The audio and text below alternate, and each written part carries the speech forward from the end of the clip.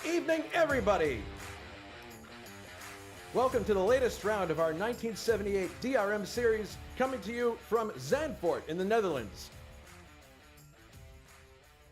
Cars are completing their qualifying session, about to go to their warm-up session, and I am joined in the booth by everybody's favorite color commentator from Spain, Alberto Ibañez. Alberto, good evening. Good evening, Jason. Good evening, everybody. Great to be here again for another wonderful evening of racing, this time with a double header. Yes, as we've mentioned before with this series, some of the races happen simultaneously with both Division 1 and Division 2 on track at the same time. In this case, they're split. So, and I think the size of the track warrants that, because if it was a long track, like, say, the Nürburgring, that's a different story. But definitely, I think it makes more sense to have the cars in their own separate races here. But we're at the very famed Zandvoort Raceway, which has some infamous moments through the years. Villeneuve's silly rejoin of the race is one of them, and some tragic moments too throughout. But it is a legendary racetrack, no question about it. What are your impressions of this track, Alberto? It is very legendary, yes, and many of the situations that have happened here and have made it famous have not just been good races, but also terrible accidents and situations that were really dangerous.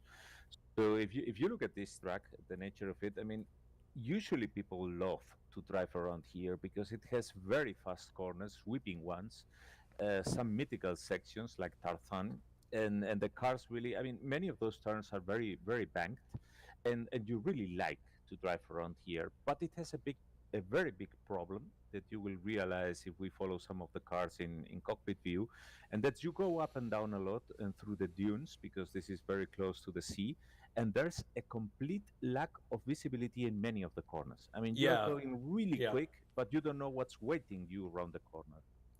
Yeah. Also, I would say that some of the grooves around this track, it is a one groove racetrack in a lot of ways. You're aiming, like, threading the needle in some of these corners, like the Tunnel Oost, very, very fine. And if you get it wrong, that can be bad news. There are some generous runoff areas here and there, but if you're not careful, you could go for a launched dune ride in some cases. So hopefully our drivers will be spared that. I have some information on Zandvoort that's been prepared by our very resourceful Juha boss. And there's some little tidbits of information here that I was not aware of. This track owes its creation to, believe it or not, Germany's World War II effort. Zandvoort had seen races held in its streets since 1939, and the story goes that during the German occupation, the mayor tried to relieve his people from forced labor by agreeing the Germans could build a wide road through the town center, which could serve as a parade ground to celebrate the war victory and all that stuff. Instead, it was used by the Germans to reach their coastal defenses. Post-war, 1927 Le Mans winner Sammy Davis was called upon for advice for construction of a racetrack out of the aforementioned road and its perimeter roads. The build was halted by the government because of the debris. It contained bricks, which they preferred to see used for the post-war rebuild of the country. That makes sense. Prince Bernhard, the Dutch Queen's consort, who was German-born but served in the RAF, was asked by the town of Zandvoort to negotiate, and Bernhard donated an amount equaling the estimated worth of the bricks so that they could build the track, continue to do that while they were also rebuilding the country. And today the track is co-owned by Bernhard's grandson, who's also named Bernhard, so that's interesting. The first race was held in 1948, won by the Prince Bira of Siam, also known as B. Bira, in a Maserati. It was the first race to F1 rules followed the first race to F1 rules followed in 1949, and then in 1952, the Dutch Grand Prix gained world championship status. Also, one other little funny tidbit that I can say about Zandvoort. There was 1 year in the pits where Colin Chapman hit a policeman, I believe, because he was trying to get into a certain portion of the pits, and he wasn't being let in there. Apparently, he didn't have the credentials, and so he thumped the policeman really hard. This apparently was the reason why Colin Chapman was never given the knighthood, because he assaulted a police officer in the Netherlands. That's, I mean, whether that's apocryphal or not, I have no idea. But that's allegedly the story of why he only got the CBE. Anyway, the 1971 Grand Prix was the last F1 race to be held on a racetrack without barriers. So this track had no barriers as late as 71. That's incredible. There was no race in 72, and then they came back in 73, and we all know what happened there. The tragic accident that took Roger Williamson's life. They couldn't get to the wreck fast enough with the fire truck, and the people who were on hand were woefully equipped for a fire of that kind. So obviously we've come a long way since then, thankfully. And then the 1979 Grand Prix is remembered by for Gilles Villeneuve's turning a lap on three wheels, but actually probably more. It was probably more on two wheels because one of them was up in the air due to the imbalance. But in any case, that was one of the more spectacular things. And Derek Daly's spectacular exit at Tarzan was another one. The last Dutch Grand Prix held here in the 20th century was 1985. Niki Lauda won that one. F1 has returned since in 2021 on a heavily modified layout. So it's not the kind that we have here. The 1978 DRM race was held in heavy rain, which we obviously do not have here. But the George Lewis team claimed a 1-2-3 finish with its 935s in Division 1, and tonight they will be driven by Grant Ridall, Thiago Canola, and Tim Hilla. Fourth was Marazzi's car in real life, a lap down. In Division 2, Winkelhock ran an atmospheric engine instead of the usual turbo, which wasn't a bad thing given the downpour. Obviously, the first thing that happens in the rain when you press the accelerator in a turbocharged car is nothing. The second thing that happens is everything. Correct? Yeah, basically. So, Harald Ertl finished second in a 320 turbo, which is Ray Ridall's car, after fighting off Hottinger's Atmo 320, which is driven by Janik in this race. Hane was the first Ford home in fourth. That's a Lal's car, which we're watching right now. Whereas Heyer lost 8 laps with a broken throttle cable. In Division 1, all the cars are turbos. In Division 2, only the 320 turbos. Number 50, despite being called an Atmo in real life. I have a list actually next to me here that has all the cars that are turbos and those that are not, so that'll help us keep things in order. Number 55, Ray Ridall, 59, Lucina, and 61, Sabre. Those are turbos. Both older 2002 is a turbocharged as well. Everything else has an Atmo engine, so we'll keep charge of making sure that that's well explained, because obviously traversing this track in a turbocharged car versus an atmospheric car is a very different prospect. What would you think is the main difference on a track like this between a turbocharged and an atmospheric car, Alberto?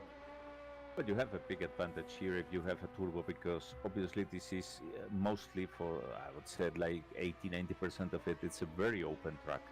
So you always can make good use of the power in the turbo engine, except in the twisty section that follows the first turn. Tarzan and I cannot pronounce that thing correctly, so I'd rather stay away from it. But in any case, yeah, I mean, you got the lag in the turbo. The turbos of this era had a huge lag, but it's not a big problem because the turns are so open. So you can basically anticipate properly what's going to happen, and then you can pull the throttle in a moment when you know it's going to kick properly at the exit of the turn.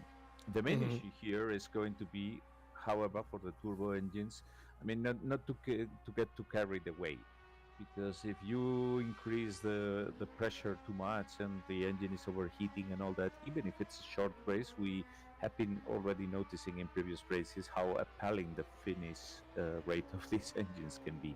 especially for the turbocharged one. So it's going to be.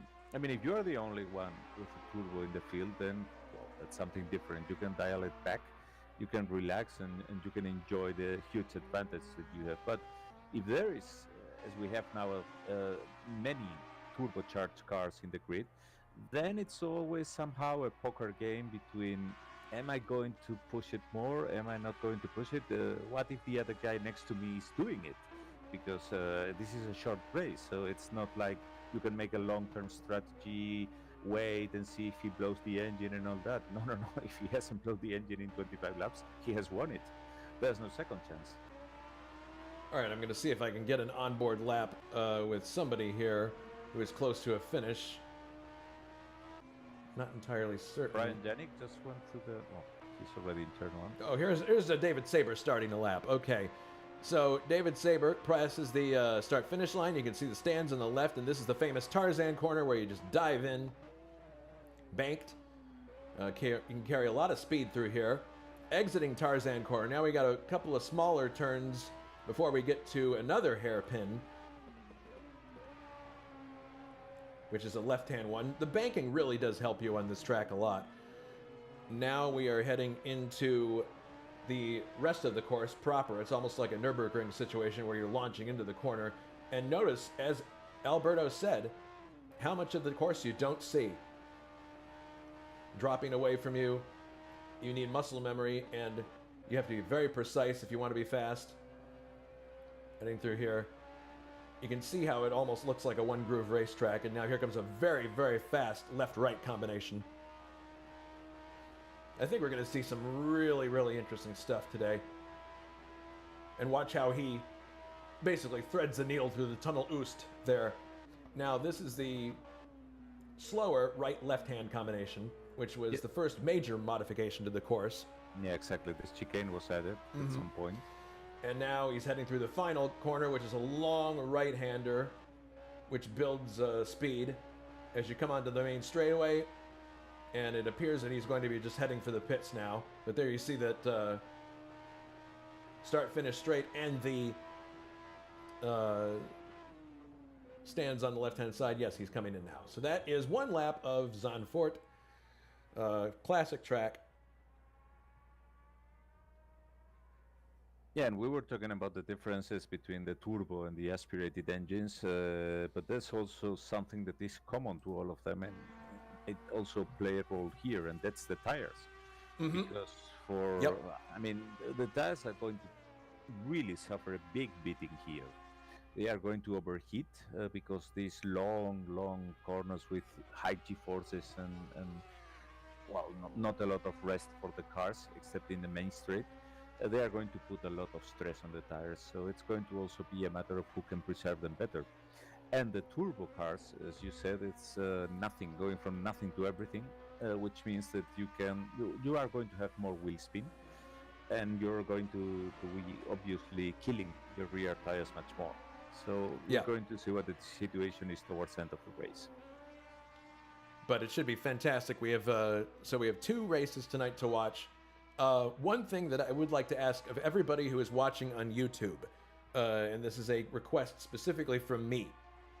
I am broadcasting this race, and at the same time, a race I very much want to watch, the Indy 500, 106th running is going on right now. So I would ask everybody to please refrain from making any references to the race while we are broadcasting this race so that I can watch it without any spoilers. Same goes for Monaco. We don't want any Monaco spoilers either. So everyone, please, even if you are watching those races at the same time you're watching this, please refrain from making references to the actual races that are going on, because we want to watch them without any spoilers. Thank you in advance.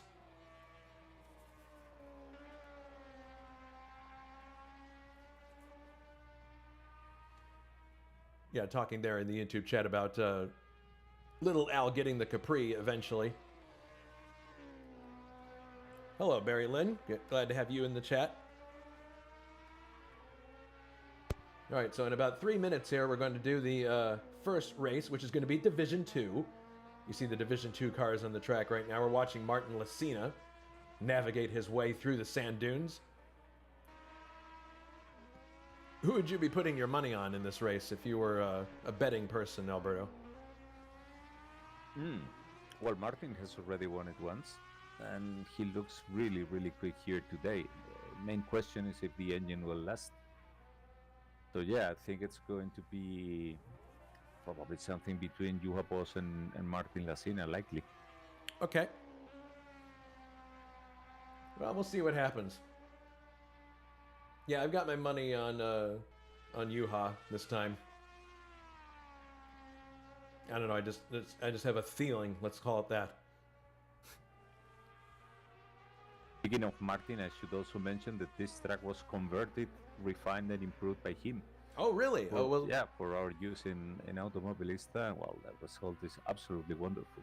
Well, thank you very much, Martin. While we have some time, let's talk about some other things real quickly.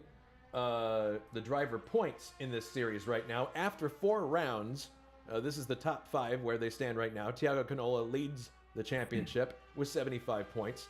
Anders Nilsson is in second with 54 points. David Jakes is in third with 47 points. Juha Boss is in fourth with 40 points. And then David Yunt enters the top 5 with 32 points. Yeah, and while it might seem strange that there are drivers mixed there from 2 divisions, remember that this is a peculiarity of the DRM, in that the drivers, I mean, both races score towards the same championship, so you could win it from either of both divisions. Yeah, it's true. The points are they all are lopped together in one points table. The dropping of points from certain races has not happened yet, thankfully, for those of us who are not mathematically inclined. Because I don't want to have to deal with that right now. So I'm thankful for that. Coming up soon at ISO, next week, June 5th, is the German Grand Prix at the Nürburgring for 1958 F1 cars. Brace yourselves. Now, I don't know if Jonathan's going to be broadcasting this or not, but if he wants to, I gladly will supply him with graphics. I might even join him in the booth, because 1958 cars around the classic Nürburgring must be diabolical to drive. Also, coming up the following week, June 12th, we go back IndyCar racing, another oval race, the Miller American 200 in honor of Rex Mays. Welcome to overheated right front tire land, Population U. And that is on Sunday, June 12th. Check the forum schedule, but I'm sure it's probably 2000 CEST. And the trivia question preview for all of you to ponder is, who holds the race lap record for 4.226 kilometer version of Zandvoort circuit? Is it A, Niki Lauda, B, Gilles Villeneuve, or C, Alan Jones? We'll have the answer for you later on in the broadcast. Now, looks like we are moving right on to the race session in a second here, so bang on time. Very happy to have you with us, Alberto, for the color. Looking forward to this very much. Yeah, pleasure. It's an exciting race to watch and comment with anybody, so I'm really happy to be able to share my thoughts with all of you. Yeah. And if it provides some insight, the better then. Well, you're always insightful. That's just the way it goes. 25 cars are in this. I'm sorry, misreading the. It's 25 laps. We don't have that many cars in this race, but a 25 lap race for this and Division 1. So we're awaiting cars to appear. The game just now caught up. So cars are now getting onto the grid, and as they... And it seems that Angel May got disqualified. Uh-oh. That's not good. We might want to... Is there a chance that we can restart the... Yeah, that's what Juha's going to do. Okay, good. Yeah, because we don't want that to... We don't want that to get in the way of the race itself. Apparently maybe she drove the wrong way at one point. I don't know. Yeah, Angel May's. That's interesting. Well, we'll see what happens. Everyone stand by.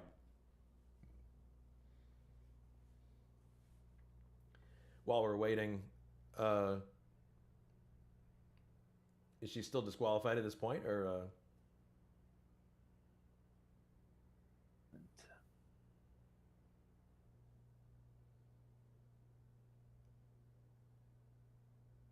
Hmm.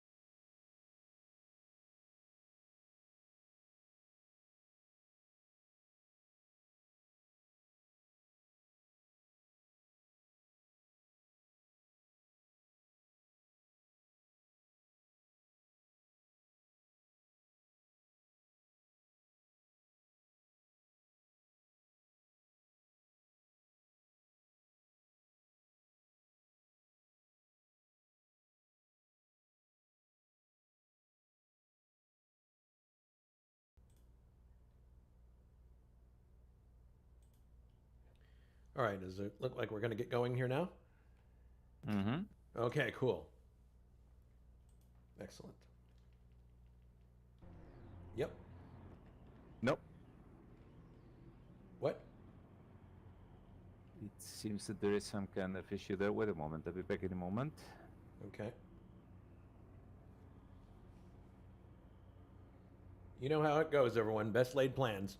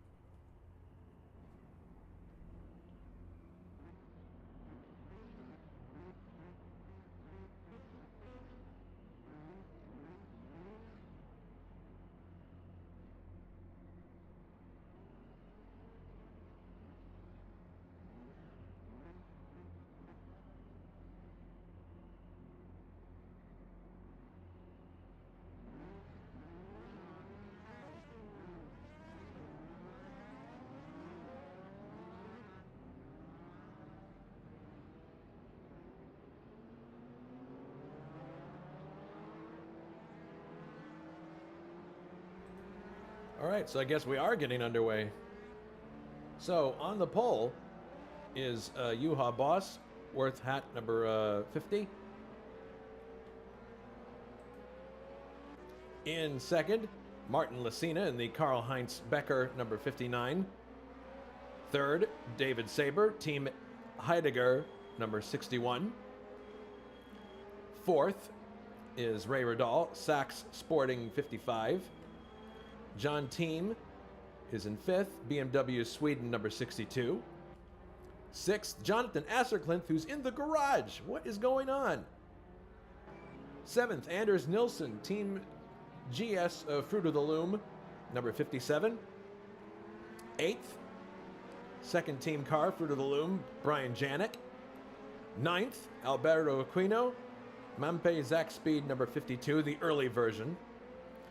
10th is Francois Remin in a home race for him since he's Dutch. BMW Faults Essen number 58. 11th, K.O. McHeels, Team Rodestock Albert's number 72. 12th is Simon Wattman in an Osella BMW Italia number 91. 13th, Angel May, who's starting from the pit lane, black flagged. And now things have come to a halt again. I'm not entirely certain what this means. But that is the number of cars that we have in race 13. So it appears that we've gone back to a warm-up session in an attempt to get Angel May back in the race, because you see that black flag there, which means that she's disqualified for some reason. We're trying to figure out why that's the case. I'm going to go ahead and... I used to have my technical difficulties audio. I don't have that anymore. I don't know where that one went. But in any case, we will be right back. We're going to figure this out. So sit tight. I'm sure we'll figure it out at some point. Or are we actually now going to go to the race session again? Let's see. Anyway, we'll join you back here in just a moment while we try to sort this out. Please be patient. Thanks very much.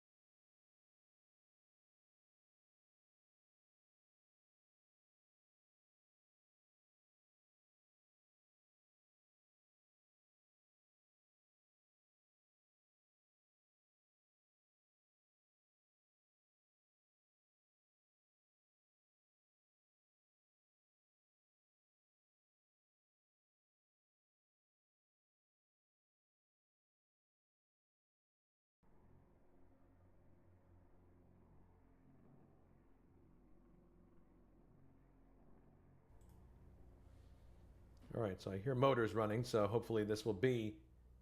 Oh, man. We're going to restart it again, I guess. Should have stayed with the "we will be right back" slide. Oh, well. Oh! Well, I definitely am moving to something else now because we are reloading the circuit.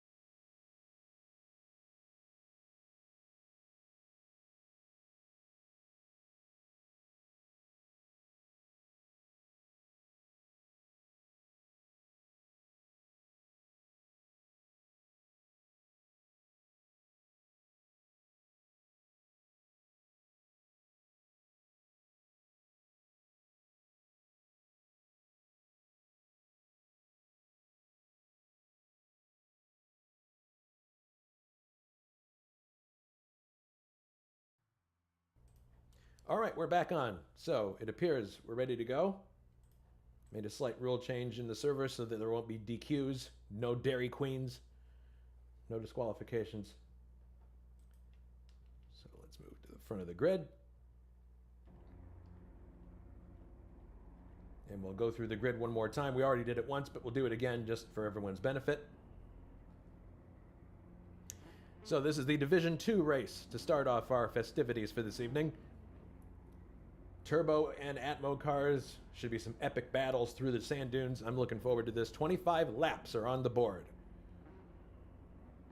Yeah, and for the record, the car in front is not racing. It's just a safety car. It's a safety car, yes. Yeah, it's going to act as safety car. So it's not a rolling start, though, is it? It is, yes. It is a rolling start, okay. It is, yes. All right. Rolling.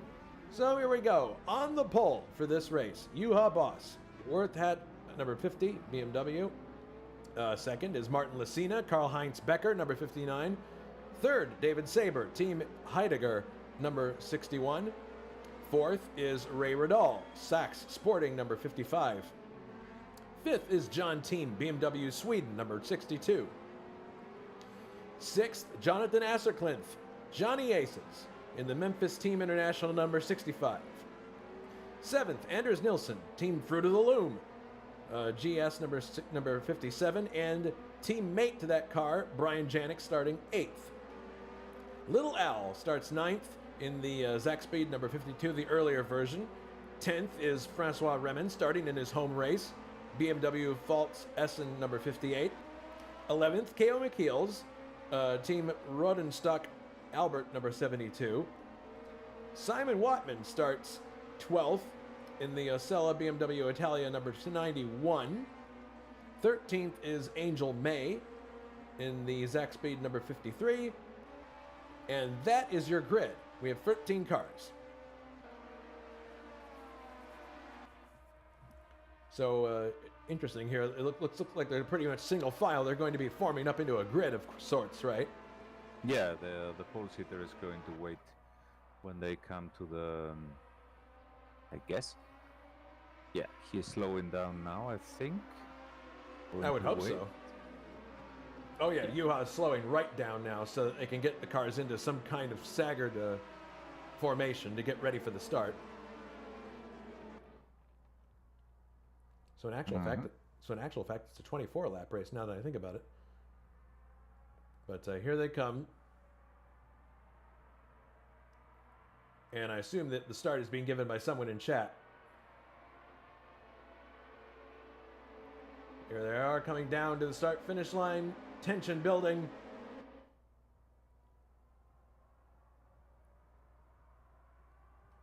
And the race appears to be underway. Look at the jump that Juha got.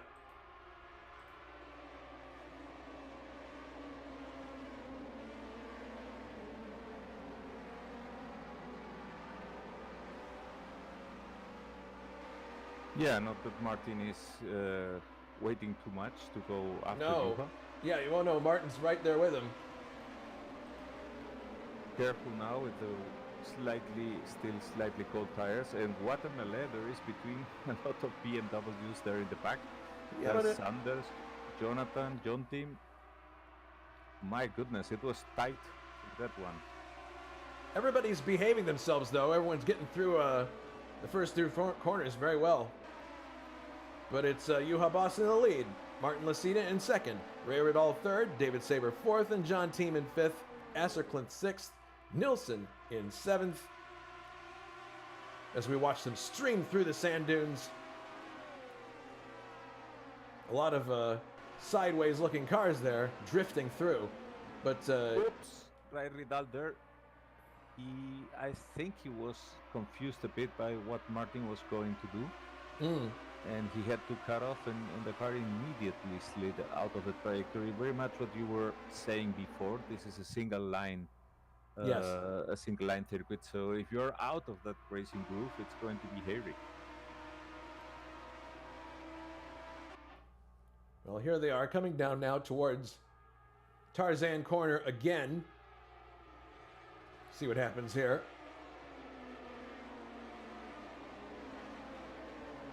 Everybody seeming to get through the end. Oh, some lock up there from Jonathan.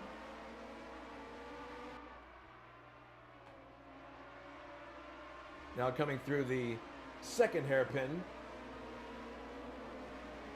Everyone seems to be keeping it nice and clean. Fruit of the Loom cars right together there.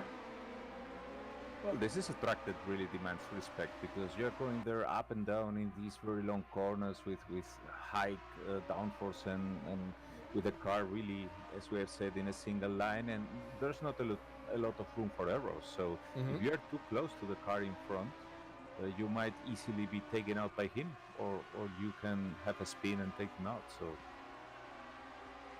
Juha and Martin Lacina are both driving turbocharged cars. So this is an interesting matchup of two drivers in basically cars that are equipped the same.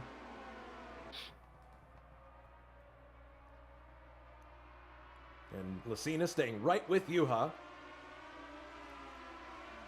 yeah, I think that Lafina has already by now determined that if they both are going away from the rest of the field, then probably the most intelligent option is to follow Juha, preserve the tires, preserve the engine, and then in some more laps when he knows that he can overtake, and if there is any kind of error, he will not be losing position to anyone who is close behind him, then try to really make his attack. Riding on board now with Martin as they head into the Tarzan corner. Now they're on the backside of the course. Hanging right with him. Good stuff so far. Nice car control. And it seems that Jonathan did a nice overtake on the outside to ride with Al, I think, when they were arriving to turn one. It's always quite impressive and quite funny to see those cars, the ones that Jonathan and Keijo Mikias are driving, because those things are like, well, the Batmobile. It's really something like, well, it looks, I don't know what to say, it's a dragster, it's a Batmobile, but it's one of the weirdest cars for sure that has raced. Jonathan doing an excellent job so far, running in 5th place. And that is a very strange looking car, the way that the wheels are sprouting out from the back. But he's doing an excellent job so far in that car.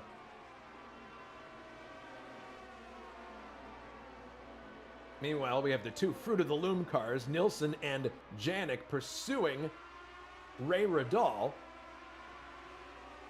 This is a battle for 6th place. Sections, obviously, in the more twisty sections, the aspirated cars, they can somehow keep behind, stay behind the turbocharged ones. But as soon as they are coming to the mainstream, look at that. Yeah. It's like he's taking off big time there.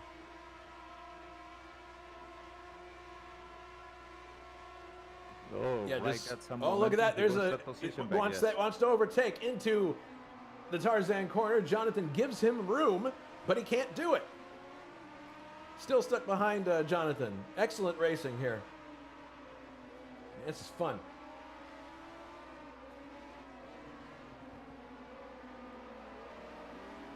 And it seems that Juha has been controlling the pace, letting the others catch up, and now David Saber and John Tim are starting to put some pressure on Martin Lafina. Yeah. I don't know if this was intentional by Juha, because Martin was Oh, Jonathan is off the track. Oh. Has had a bit of a hairy moment and is now rejoining. Lafina making his move. Oh. Yeah, I think Lafina is quicker at this point than Juha. Juha seems to be preserving the car. And I think that what Juha wanted is that he got some help from behind, and that someone had to distract Lafina. But Lafina doesn't want any of that. Nope, he does not. To overtake and have clean air in front of him. But look at that, I mean, the aspirated cars are not really that far behind, and I think that's quite telling of how Juha is controlling the pace. DNF from Jonathan there, so I guess he must have damaged the car. Now watch this, here comes Lacina. I think he's going to try to overtake Juha on the straight here. We have a battle for the lead between Martin Lacina and Juha. Juha takes a defensive posture going into Tarzan. Let's see what happens.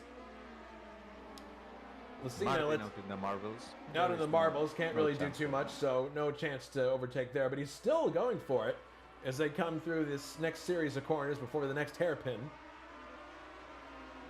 And you're quite right about, although Saber is running a turbocharged car as well, Wow, Martin is really And climbing the walls now. John Team is non-turbocharged, so normally aspirated. But yeah, Martin really wants to get by because now he's got David Saber and John Team climbing all over the back of him.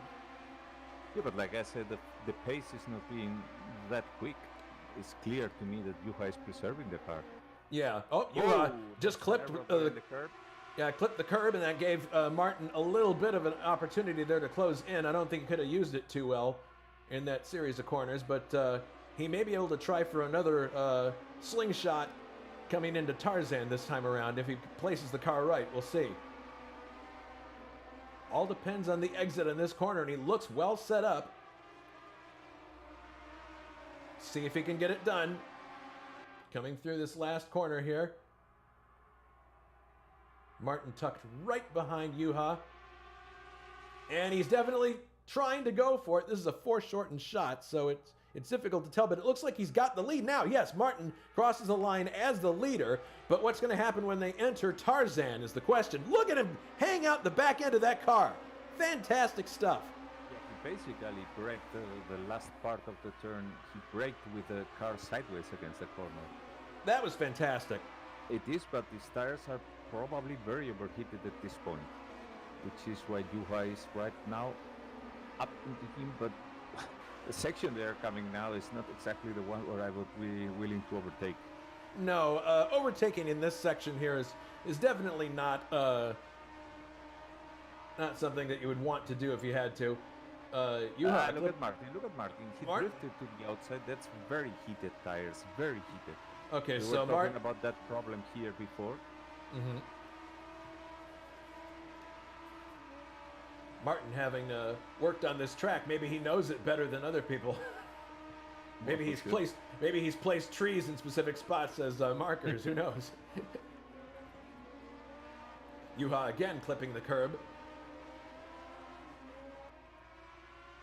Yeah, it was clear that Martin was quicker, but the question is if Juha is actually not just refraining himself, but it wouldn't surprise me that because he has blown enough engines over the season, and it could very well be the case that Juha says not worth it to risk it like this. I mean, I'm still in the championship considering the dropped scores. Yeah, dropped scores are not part of what we're looking at yet. Looking further back in the field, Ray Radal holding off the Fruit of the Loom contingent. In particular, Anders Nilsson trying to gain some ground.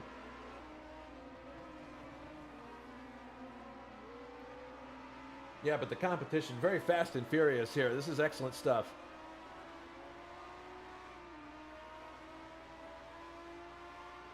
You can see the dust being kicked up by cars heading over the curbs. So very, very... I would say these cars are threading the needle in a lot of cases. Yeah, and I mean, I think it's quite telling that even if Martin was looking to be very much quicker than Juha and actually made it by, Juha has actually not been left behind by him. So it's obvious that Juha was not extracting the maximum from the car. It appears we have another retirement here. Simon Watman is moving at dead stick. So not sure what happened there. Maybe a blown engine. But that may be our second retirement there. Yeah, he's pulling off the track, and that looks like another retirement. Too bad for Simon. Mm-hmm. But here's little Al going by Francois Remen and picking up 8th place. So your son doing a good job so far. And it looks like, I don't know, Francois might have something wrong with his car because he's also letting K.O. McKeel's by. Yeah, Francois. He flashed the lights, yes. I was on him. Oh, look at that. I mean. Oh, here comes K.O. overtaking. Mobile. Yeah, trying to, but look who's got the outside line there is Little Al, and that didn't work, so. I see a yellow flag and I see smoke in front of Little Al. I'm not sure if there was a car crashing there some moments ago. Perhaps. Or if that was... Martin Lacina did not finish. Oh, no! Lacina had an accident somewhere. Shoot. David Saber also off the track. Not sure what's going on there. blown engines. A lot of blown engines early on here is what it looks I like think because they were over-revving them quite hard yeah, you in the gotta. middle of those battles, and these are very fragile engines, so Well, it doesn't surprise me at all. And this is a confirmation that Juha is in the lead and that he was not really banging the car, because look at what happens. yeah, Juha was obviously driving the smarter race because now he's back in the lead again. John Team is in second place, and then we have a great battle forming up here between Ray Radal and the first of the underwear cars, driven by Anders Nilsson. I don't think he's going to try to overtake him here, but he's definitely well placed. Here we are coming, the first four cars, and then you see in the background there, Brian Janik in fifth, heading into the first turn once again. Ray Radal letting the car hang out just a little bit there. Anders is right next to him. Oh boy, look at this. Anders making an attempt here to get by. He had a chance there to get alongside, but couldn't make it happen. Yeah, the curb unsettled him, and it was only good that they were not side by side, because Anders' car crossed the whole track. Well, here they go, heading into the sand dune section. What's this? John Tim is in the lead now. There must have been some kind of error by Juha Boss. I don't really understand what. Yeah, I'm looking at the had to have now. been. Yeah, there had to have been an error of some kind by Juha Boss, because John Team's in the lead now. Well, John was coming really hot from behind. I mean, that was a rocket ship. He out-dragged Juha, as far as I can tell, out of one of the corners. Well, they're still close together, so I mean, I wouldn't call it a cemented lead at all.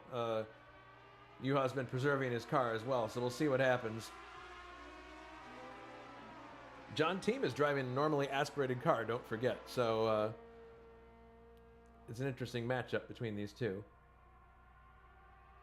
Yeah, but that's absolutely brutal speed here from that car.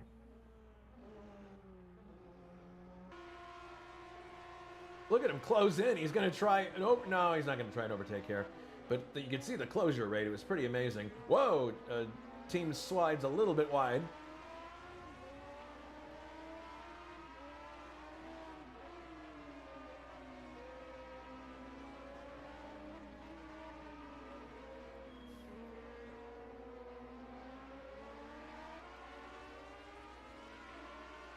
So the order is now John Team in first, Juha Boss in second, Ray Radal third, Anders Nilsson fourth, Brian Janik fifth, Little Al is sixth, K.O. McKeel's in seventh, Angel May is eighth, and the last car running.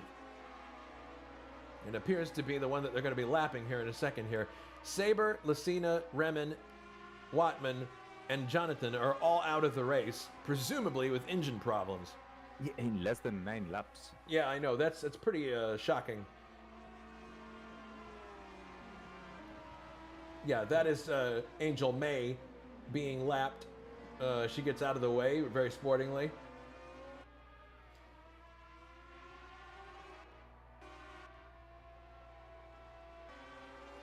John Dean is absolutely on fire. I mean, I'm looking now at his car from the cockpit view. He's not going past 9,000 RPMs. Or does he? Because I can see the yellow light. Well, I'm not really sure what the RPM limit for this car should be. I can see he's not going past 9,000 RPM, but that yellow light is already flashing. Oh! Well, he got sideways there for a little bit, but we'll see at what point Juha is willing to extend his car beyond what he's been doing. Well, being a turbocharged car, I think that Juha is very much aware that as long as he's close behind John Tim, once they come to the main straight, John is going to be falling prey to him, absolutely, if he cranks up the boost. So I think that Juha's tactic right now is to preserve the car, the tires and that, because if you have noticed, all the cars are starting to go a lot more sideways. Yes. And having lots more trouble keeping them in the track. Indeed, indeed. Yeah. And that's because the tires are starting to wear out, and worse than that, they are starting to overheat a lot from the continuous punishment they are getting. Yeah, this is a deceptively quick racetrack.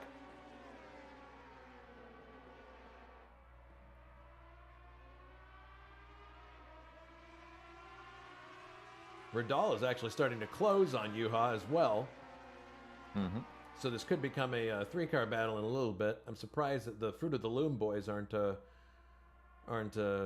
coming up through the fray here. But then again, those are Atmo cars, if I'm not mistaken. Mm-hmm. Yep. Coming down to start lap number 12. We're about half distance. Juha maintaining second place behind John Team. Ray Rodal is third. Anders Nilsson fourth. Brian Janik fifth. Alberto Aquino in sixth. K.O. McKeel's in seventh. Angel May one lap down in eighth place. Those are the cars that are running. Oh, Oops. yeah, Juha's had a couple of situations like that where he's put the car on the curb and it doesn't work out so well. It's costing him time, I think, and he might actually fall back into the clutches of the cars behind him if he's not careful. Yeah, the problem with these cars is that once the tires are overheated, they become much more imprecise. So it's easier to hit one of the curbs if you're trying to go for the absolute limit of the track. Running now with Ray Rodal in the Sachs Sporting number 55, the third place car. And yeah, you can see Juha's driving style here, where he's taking some of the curbs. The trick is to do that without losing time, but look at Ray close on him here.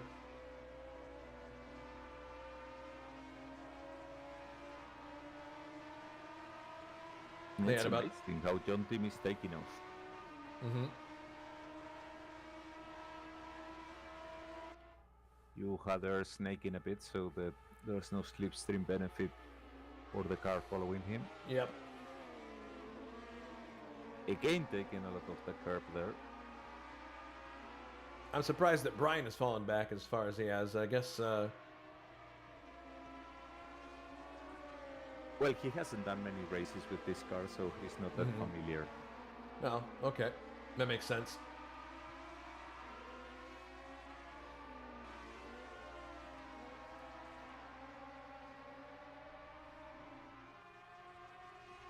And yeah, look what's happening now. Ray Rodal is definitely closing in on Juha here. So is Nilsson. Oh no, Juha loses a lot of time there by being sideways, and Ray Rodal is attacking. Ray Rodal looking for third place here, and he gets it done. Yeah, I told you. I mean, it was obvious already that Juha was having a lot of problem with the tires. And that's the thing. I mean, the turbo car is. I think it's no coincidence that the turbo car here is the one that is suffering a lot more from oversteer. Yeah. Because all that wheel spin that he's getting out of the corners is. Oh no!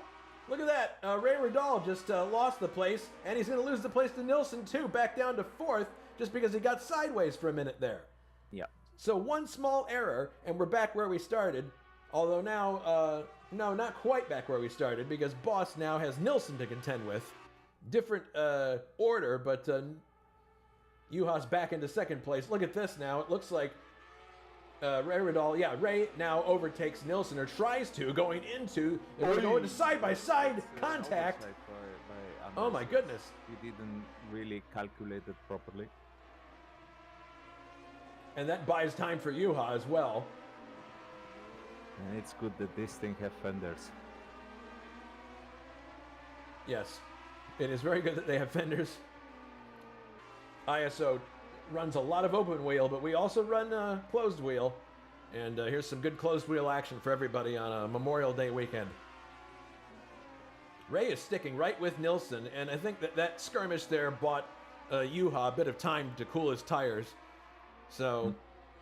Yeah, Rai is also driving a turbocharged car, and it wouldn't surprise me that he suffers the same kind of problem as Juha does. I mean, once he's pushing it, going to break out of the corners with wheel spin and all that, at some point it's just that the tires can't take it anymore. Yeah. And these are relatively short races. We're past halfway at this point, so it's a good thing that they aren't more than 25 laps. Oh, Ray swinging really wide there. So yeah, I think everybody is having to be very judicious with their... He's cranking up the turbo now. I think he wants to make the pass now. He's going to try, but that's the huge advantage. We were talking about that. What's the advantage of the turbo car? Well, that's it. Yeah, he just sails right past. Oh no! Off the track into the barrier. Oh my goodness! Well, I think that settles it already for Nilsson because. Yeah, now it's. Oh, that's too bad for Ray. He just totally understeered right off the track, in spite of the banking that the Tarzan corner offers him. That's incredible. Yeah, you need to take care of the tires. That's the issue. Yep. No, you do. Look at Juha letting the car hang out as he goes through the corners. Oh man, totally sideways. Oh man. Looks like he's gonna loop the car, but he doesn't.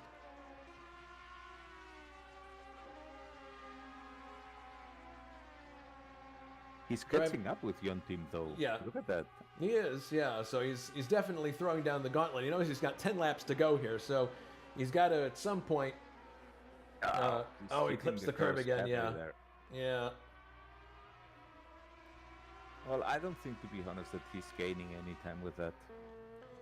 The rest of these cars are all pretty much spread out at this point, so there's no one really in contest except for the top two here. This is the best battle on the track, if you can call it that.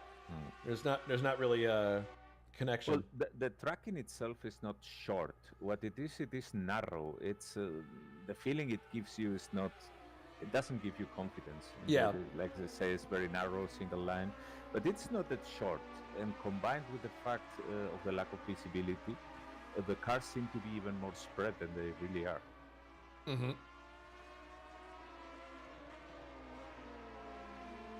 Although, of course, with only 7 in the race by now. No, we got 8. Angel's in there. Okay, right. Yeah, well, a lot down, but yeah, she is there, yes. Yep.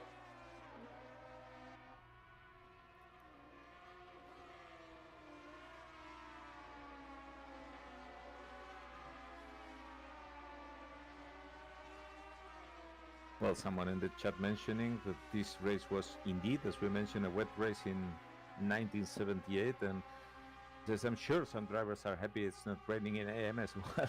Yeah, I'm I would sure too, but I think that Juha would love to have some water to cool down those tires.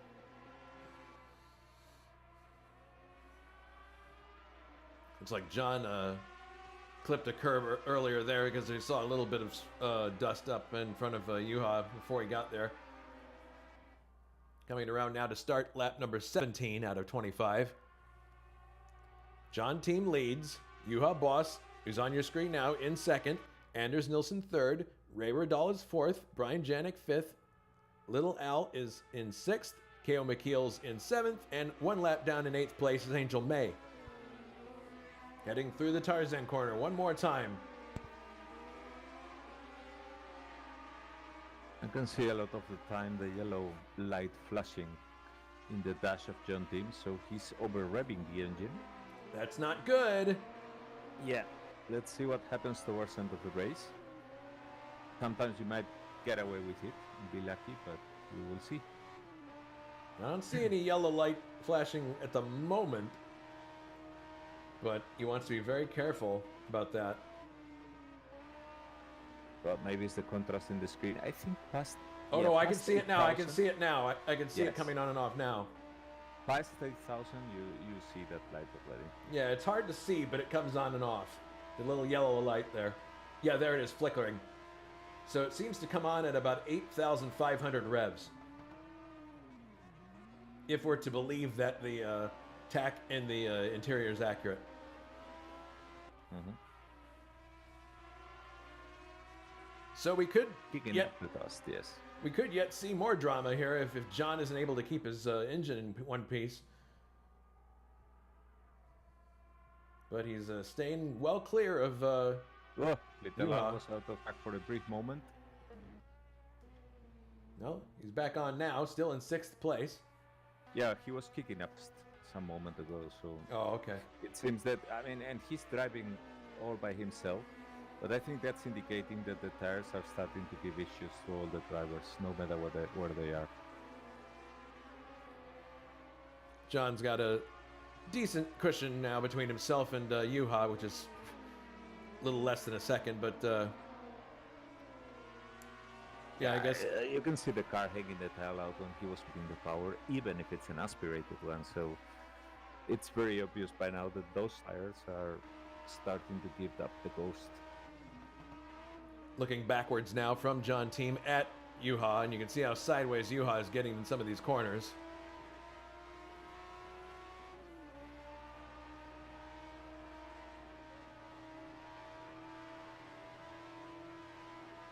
With 8 laps to go, this is not really going to be too much encouraging for the driver.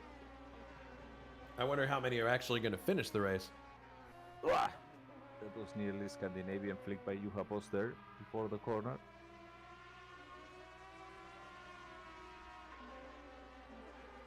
It seems to me that if he pushes it, he can catch up with John Team. Maybe it's also a matter of John Team having overheated the tires and then he has to back up. Yeah, perhaps. But one thing I was studying when we have seen some of the overtakes before is that unless you are really, really very close, it doesn't seem to me that it suffices that you crank up the turbo when you are exiting the last corner. I mean, the aspirated car can still be in front of you in the... They're lapping Angel once again right now. He nearly lost it there once he put a wheel in the grass. But yeah, like I was saying, it doesn't seem to me that if you're coming out of the last corner and you crank up the boost, it's going to be enough to overtake an aspirated car before the start-finish line. So that means that Juha needs to do the move at least a lap before. He's turning left to turn right here in some cases. Yeah. It starts to look like dirt track racing. Yes, it does. Oh, look at this. He's got a really good roll on him now as they come through the tunnel Oost. Oh, that was nice. Just drifted the car through there. This is as close as he's been in a while. It seems like a synchronized ballet. Yes, it does. Okay, now if he can get a good exit here from this corner, maybe he can set up John Team for the end of the straight.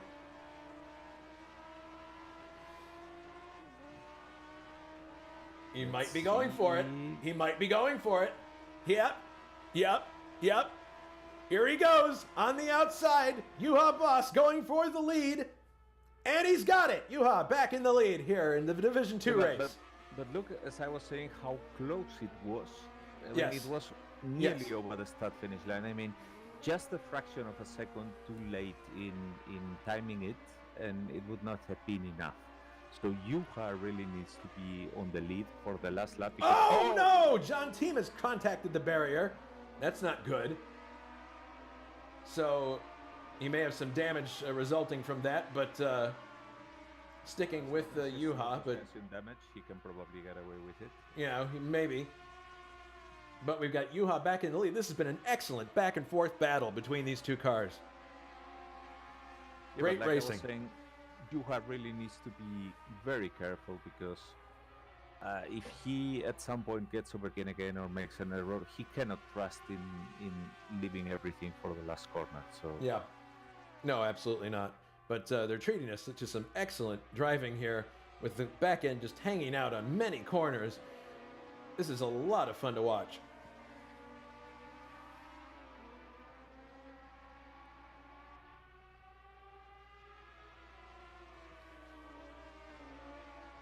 Heading through the final turn one more time.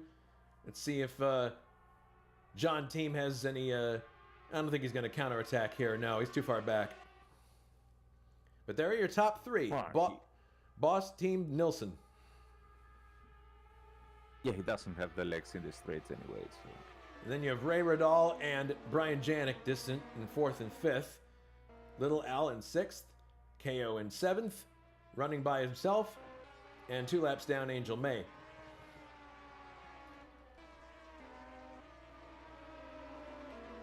And so it seems that David Sabre, he had issues, but he was not overdriving the engine. He probably was victim of bad luck with the engine this time. As for Martin Lacina, it seems that he got an error in braking into Tarzan, and he clipped the rear suspension. Oh, that's too bad. Well, we got a great show going on now for first place between Juha Boss and John Team. Two drivers that we're very familiar with. We know their abilities. We know that they're able to handle these machines. The question is, who is going to take the best care of their tires and their engines while this battle rages on? And Nilsson isn't dropping back. He's also not too far away from this. Oh, look at this. John seems pretty close here, but drops back a little bit. No, I would say, you can like make a sprint, force the tires and that, and you are then much quicker. Yeah, I don't know. But then you pay dearly for it, and you need to cool them down. This is a foreshortened shot, as I mentioned before, so it's kind of misleading as to how close the cars are together. Juha definitely in command here. John's car lurched a little bit there under braking.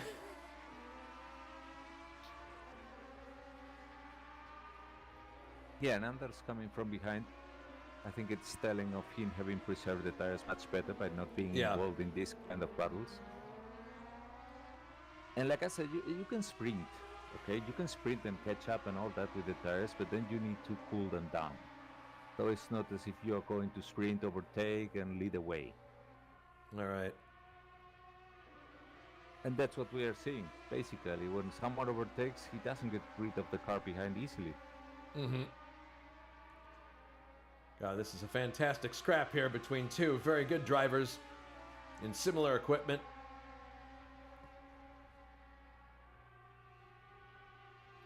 It also may be a situation of taking advantage of OPP, other people's problems. Mm-hmm. But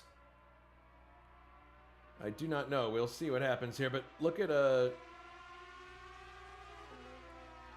John. He's hanging right there with him. Coming through the turn here. I don't think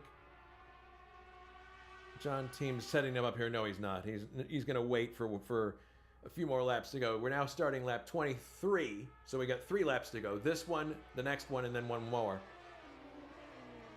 Yeah, the issue for John Team is that he needs to do the job in the twisty section, because obviously the car doesn't have the legs to do it in the Quan. Yeah. Oh, they're very close here now. My goodness, look out. John So Team. that's the thing. He needs to overheat the car a lot, the tires and everything, to get close enough to her. Another And possibility that could happen here is these two get into some kind of altercation, and the Fox, Anders Nilsson, pays off for him. Waiting. Yeah, just waiting in the wings. Just wait. Oh, John Team took a big bite of the curb there. So Anders could end up, if something happens between these two, could end up winning the race. You never know. But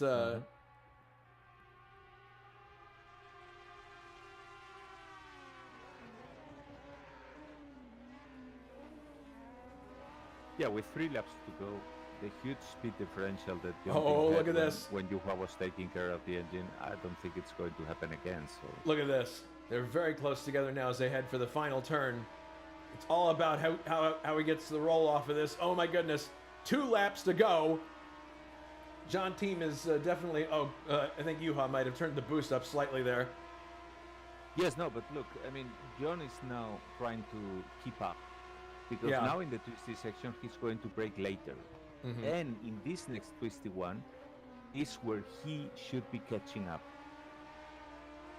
But it seems to me that the tires are shot. He's not capable of following Juha here. And remember, I mean, the cars might look the same, but besides the fact of the turbo, there's a difference in weight due to all the turbo equipment and that. So that's the reason that the aspirated one is more agile here in this section. There's John Team there.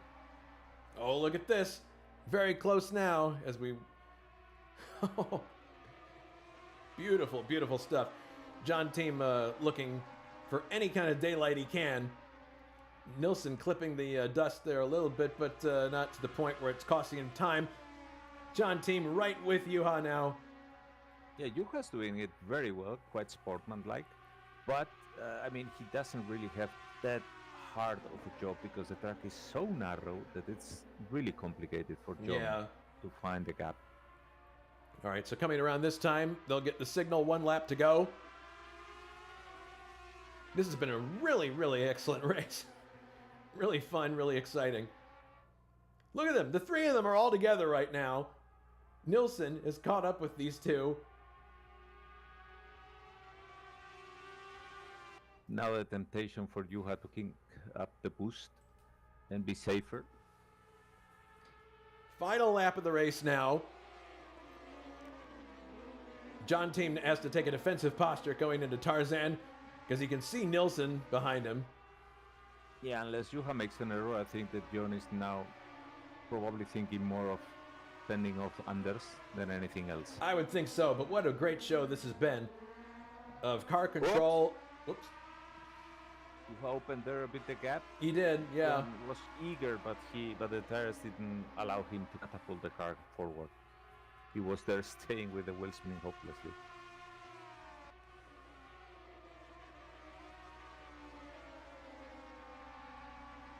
Yeah, he's looking for an opportunity. Oh my goodness, was there contact there? No, blown engine! I don't believe it! Nilsson goes into the lead! Nilsson leads on the final lap!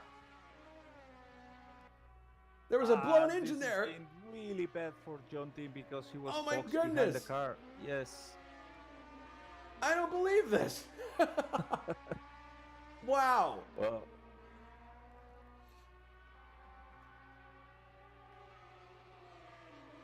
Yeah. And where did and Juha's coming to a stop, blown engine, and so Team basically got caught behind. And here we have the winner of the race is Anders Nilsson. He took advantage of that situation. Unbelievable. Second is going to go to John Team, who was caught behind. I believe that's what happened. He was caught behind Juha, wasn't he? When the engine let go, and Anders just sprinted through, took advantage of the situation. Third goes to Ray Radolph. Fourth goes to Brian Janik. Fifth to Little Al. Sixth, Juha, retired. Seventh, K.O. McKeels. And eighth goes to Angel May. Those are the cars that are running, but what an incredible final lap. Juha just needed that car to go one more lap than it could. That's basically what it came down to. Wow, what drama. Yeah, indeed. I mean, here until the last moment, anything can happen because the engines are so fragile. I mean, and probably just because of that overtake in the previous laps that gave Juha the lead. Maybe that's the point when he killed the life of his engine. Mm-hmm. You never know.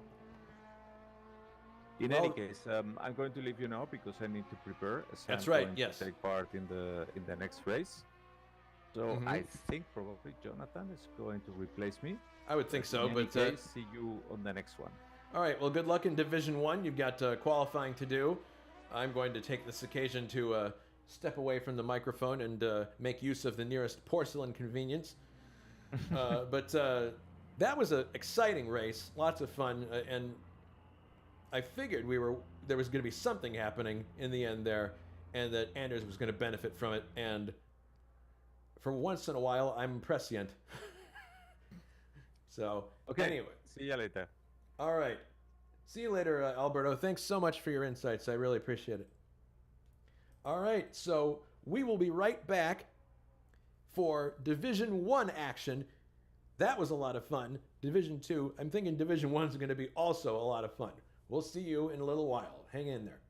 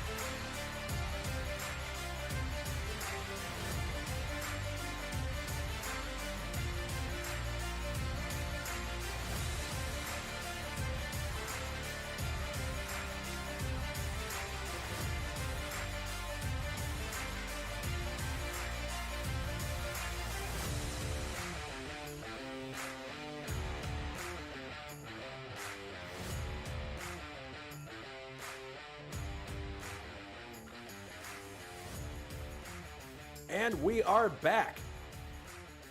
I'm joined in the booth on this occasion by Juha Boss. Juha, rotten luck in that race.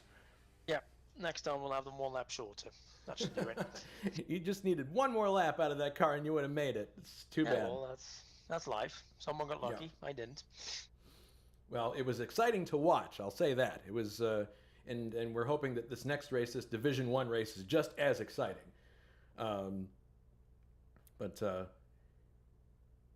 I prophesied at the end there, I don't know if it's commentator's curse, that something might befall one or the both of you, John Team, and then Anders would profit from it. But in any case, that was Division 2. We are now moving on to Division 1. And what do you think is going to be the primary concern of the Division 1 cars on this track? Well, I suppose the same one for Division 2. We had a lot of issues keeping the temperatures in check. And I suppose the same will happen here, because they don't really get much time to take a breath. There's only one decent straight, and everything else is acceleration. So we'll see if the survival rate is higher in this one, as we are now heading to the grid. Yes. And we will go through the grid. Oh, Grant Riddall nabbed the pole right at the last minute there, it looks like. Interesting. He did. Because it was Schlapinski. That's what I saw. Oh, it looks like we have a bit of a skin issue with Grant Riddall's car, or maybe he borrowed a hood from somebody else. Yeah, I've got the same one. It's quite white and a bit of interesting. Yeah. All right. Well, we'll say that he borrowed a hood from the Weisenberg team. So yes, 25 laps are on the board, same distance as we. Oh no, wait, there it is. Okay, now it's the correct color. That was strange. Yep. Or could there be two cars occupying the same pit? I don't know. And we're just popping on and off there. That's weird. Anyway, here we are. All right. In any case, here we go for Division 1.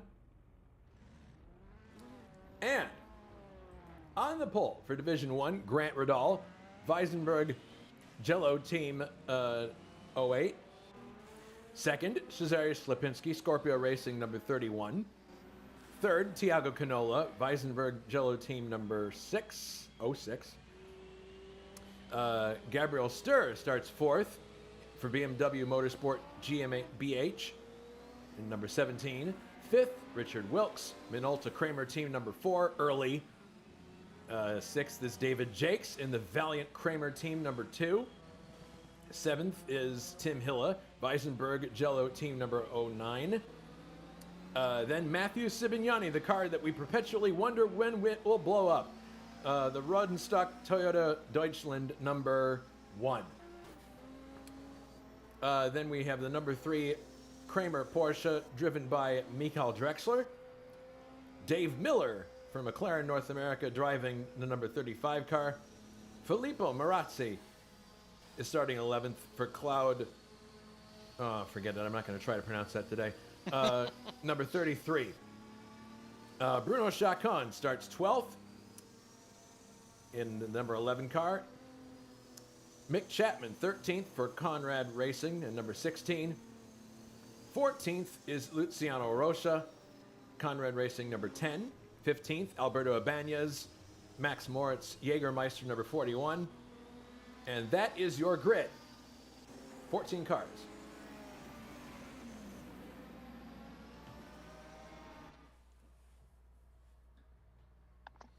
So here they are coming back to the line.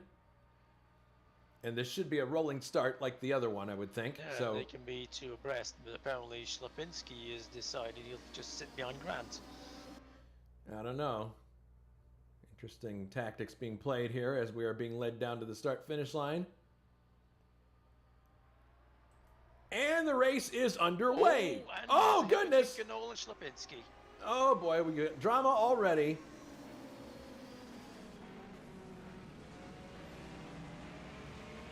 Looks like everybody's making it through Tarzan okay.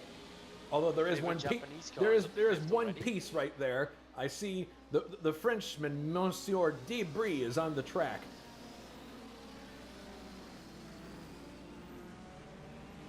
Yeah, but we lost it. So Grant Riddall in the lead as we head now into the sand dune section of the course.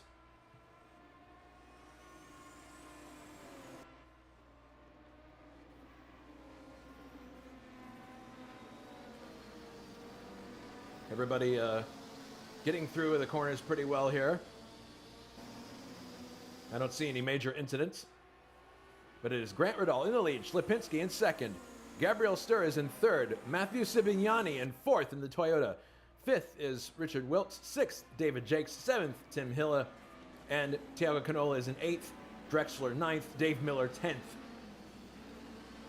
So we're coming around now to complete the first lap. All of these cars are turbocharged, correct? All of them, yes. All of them. So I'm sure that Even less guarantee for reliability. yeah, I'm sure that these drivers are very glad that they don't have to contend with the rain that was present on the actual race day for this event. Through Tarzan goes Grant, and he is being hotly pursued by Cesarius. And Wilkes takes over place from David Jakes in Tarzan. Let's take a look at that in replay. Oh, he did it way before, actually. He did it on the straight. Nicely done. And now Jakes is attacking back, it looks like, through the sand dune section. He doesn't want to give that place up.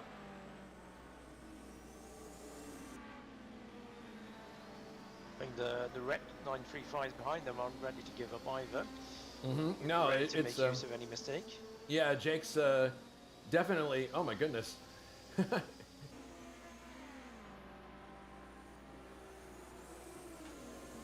Oh no, Jake's off the course. Jake's off the course.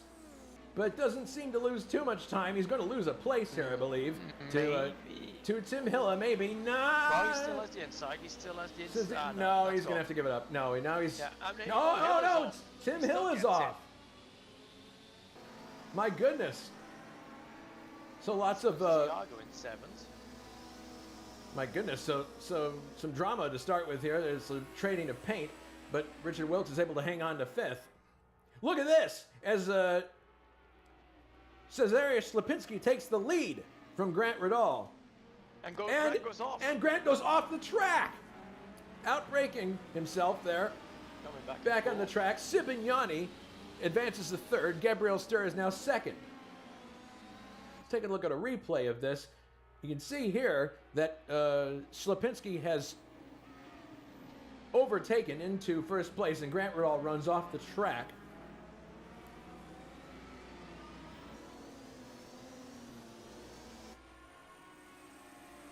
So now we've got the Toyota installed in third place with Gabriel Stur in second place. That could be an interesting matchup. And Ślepinski, who was the early holder of the pole until it was taken away by Grant, he definitely looks like he has the legs here to put some distance between himself and Gabriel Stur.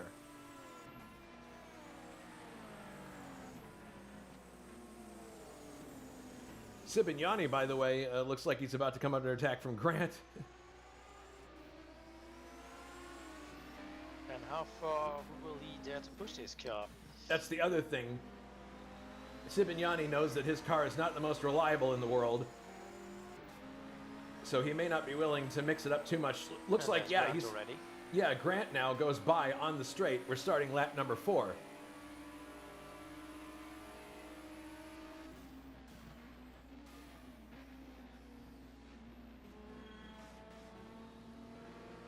So now Grant is sizing up Gabriel Stur for a possible overtake. But it is still Ślepinski leading now. Gabriel Stur in second place. Grant Riddall third. Matthew Sibignani is fourth. Richard Wilkes fifth. David Jakes is in sixth. Seventh is Canola. Eighth is Hilla. Ninth, Drexler. 10th is Dave Miller.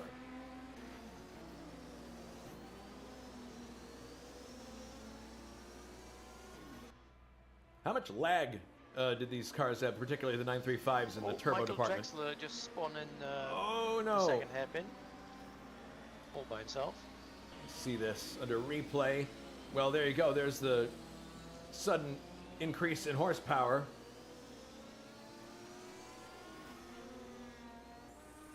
So Seems we go fine to now. the original question, which I don't know what it was. No, just about the turbo lag in these cars. Well, I haven't driven the 935 a lot, so I can't really judge it. Given the side of the engine, I consider the lag to be quite a bigger factor than it is in the Division 2 car. Mm-hmm. Well, look at this. Jakes, I think, is sizing up Wilkes here for a possible overtake on the main straight. Up the boost. Yeah, he's turning up the boost, and Wilkes is taking the defensive posture as they head towards Tarzan. Jakes has him on the outside. The question is, can he hold it as they come through Tarzan? And he does. Yes. He does. Excellent maneuver. Jakes up to 5th place with that overtake. And Grant is really looking at Gabriel Stur now. Oh yes, Grant is right with Gabriel Stur now as they head into the sand dunes.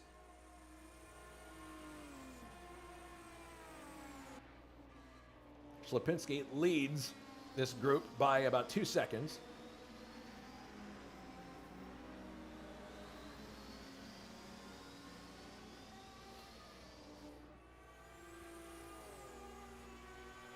You can see how these cars are on just the very edge of adhesion going through these corners. Uh-oh, it looks like Ibañez might have had an issue there. He went off the track for a second, but he's still in 4th place.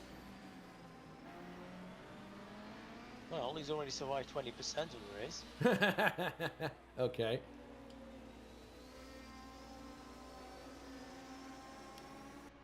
Here comes Grant. And would Grant make an attempt at overtaking Gabriel He here? might. I don't know. I think he's a bit too far back. Again, this is a foreshortened shot. So, but then again, there he goes. He's having a look. But look back here. Here comes David Jakes overtaking Matthew Ibañez into the Tarzan corner. Breaking himself. Oh! Badly. Oh, and he's lost a front wing. Or a front air dam. Yeah. So that's a problem. He's going to have a serious issue there with downforce. And going to be slower, no doubt. Canola now all over the back of... oh, and Jakes has now run into the fence. Taking oh. Stur. Grant just took Stur out of the exit of the hairpin. All right, well, we've got replay. Let's have a look at that. Second hairpin. Stur getting on the power. Looks like he didn't get on the power quite quick enough compared to Grant. And Grant was able to get by.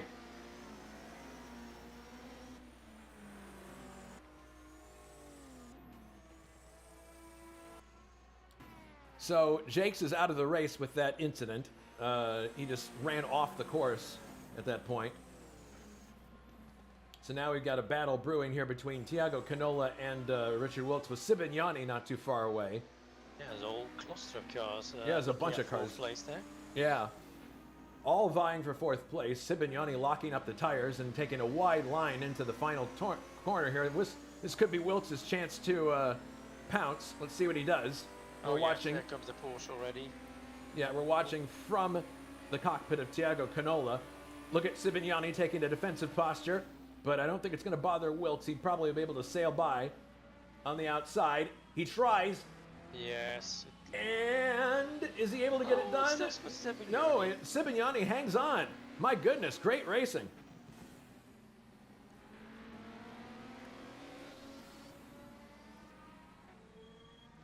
Slapinski still leads. Grant Riddall in 2nd. Stur is in 3rd. We're watching the battle between Ibañez, Wilkes, and Canola from the cockpit of Tiago Canola. Tim Hillett is 7th. 8th is Dave Miller. 9th is Drexler. 10th is Marazzi. They're benefiting from some of the early attrition.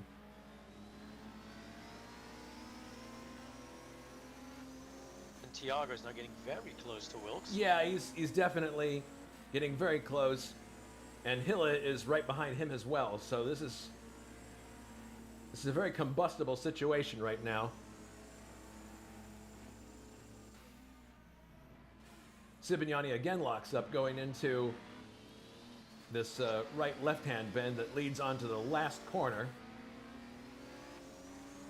Yeah, I don't think Wilkes will want to waste too much time behind him. No, he will not. And Sibignani slithers through that corner. But look at the toe that Thiago has already. So it looks like he might be able to make a move here on Richard Wilkes as they head down the long straight. But Wilkes is responding with boost as well. It's pretty evident. Heading into Tarzan, look at Sibignani lock up those tires. It's one thing you want to take care of in this race, obviously, is tires. We saw how detrimental it was in Division 2. In Division 1, I'm sure it's just as detrimental. Also, Bagnoni does look to be trying really hard to keep his 4th place. Yeah, I would wager to say that he's probably holding up this group a little bit. Because I don't see Gabriel Stur anywhere near. More further towards the back, Filippo Moratti has gone off at Tarzan, letting Bruno Chacon through into 10th place. Aha.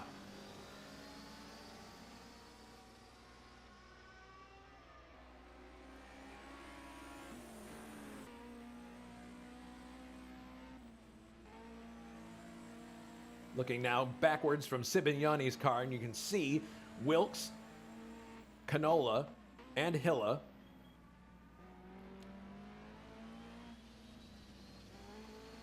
Wilkes getting very, very close now. And might have a shot here. Let's see. Oh, yes. He's on the outside. No. No. Oh, look at that. Canola is taking advantage of that maneuver. Canola moves up. Or no, he does not, actually. He stays where he is. But look at Wilkes. Yeah. Looks like he's making a charge here, trying to get by Sibignani one more time. And Sibignani, again, goes to the inside as a defensive posture. Very late braking by Sibignani. And Yeah. Wilkes cuts back to the inside, not to let Canola through. Yeah, Canola and his teammate Hilla very eager to get by Wilkes, but then they'll be stuck with having to deal with Sibignani too. So it's like maybe the tactically superior thing to do right now is to just watch points and see what happens here. But Wilkes is all over Sibignani. That late braking that he's been doing maybe cost him in terms of tire heat. Oh, but look at this. A little bobble from Wilkes, and now Canola's looking at him. So this could go any way in a matter of seconds, just depending on one move or two moves. Slapinski still leads. Grant Riddall in second. Stur is in third, but we're watching the battle for fourth, which is incredibly hot right now. Sibignani trying to defend his 4th place from Wilkes, who's just crawling all over the back of the Toyota. Meanwhile, you can see that Canola is right there with him as well. So, really exciting stuff. Grant Riddall just that fastest lap. Wow. So he's trying to... Wilkes is starting his charge. All right, here we go. Wilkes now. Wilkes is really intent to get by Sibignani. He wants to do it now. And Canola but look at how late Sibignani's braking into the corner. So it stays Sibignani 4th, Wilkes 5th, Canola 6th, and Tim Hill in 7th.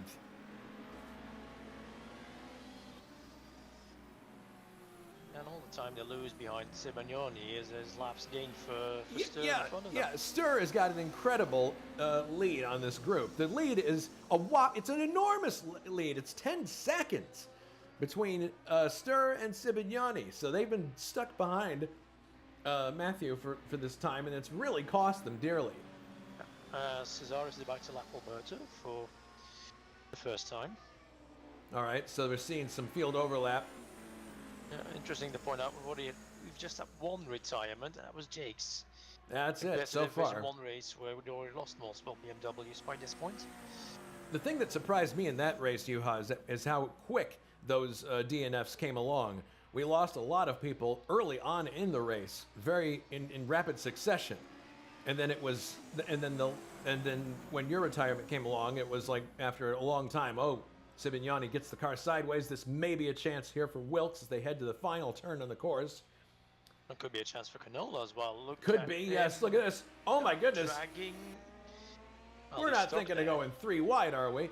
No, there's no room. No, Wilkes definitely giving another shot here around the Oh, outside for the yes, moment. that For the might be moment, the he has it, decisive but one. Still too oh far, my but can he goodness! get him I on don't know. I think he acceleration? can. Yes, he can. Yes, he can. Wilkes has taken 4th place from Ibañez, and my guess is he will now open up a sizable gap. Canola is now the next car that wants to get by Ibañez, but we'll see if Matthew can counterattack here. Well, there's Tim Hitler right behind him as well. Yeah. Exciting stuff here in Division 1. I had no idea about the connections to World War II and Germany with the track. You learn something new every day, but your notes ahead of the race, very educational. Well, strange things you learn when you look at the history of a track. Yeah. It's much like, I suppose, most British tracks have their roots in World War II being airfields. Yeah, previous airfields. But this game was a surprise to me as well for this one. Yeah. I don't know if you've already told the story. I told the story in before we started the first race. Yeah. Well, I'll save the viewers from repeating it then. All right. So now, looks like Canola is gonna try to. Yes, he's gonna try to overtake Matthew on the inside here. Matthew fades to the inside to prevent that. I think there was enough space there that's not too bad of a maneuver, but interestingly, Mick Chapman was in the pits after he went off in the final turn, and so did Luciano Rocha, although neither car touched each other. Interesting. There's Alberto getting out of the way of these cars. This is going to be kind of awkward going through this series of turns. Yeah, look at how much Canola's getting held up. It's that's going to cost him dearly. It's nothing against Alberto. I mean, as you say, it's a narrow track. There's very few places back here to overtake, and it's kind of a one-groove track in a lot of ways. It is, but I'm surprised to see Wilkes not running away from Ibañez. Yeah, I would expect him to be just putting daylight between himself and the Toyota and trying to catch up to Stir. That gap is now, at this point, 13 seconds. Almost exactly 13 seconds between himself and Gabriel Stir. So he really has got some work to do to catch up. All right, he's putting a little bit of daylight between himself and Ibañez now. Stir is already into Tarzan corner. Marazzi is 10th. Chacon 11th. 12th.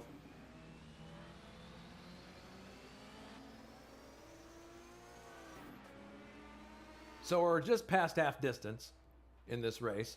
Slipinski continues to lead by just a little over 2 seconds over Grant Riddall.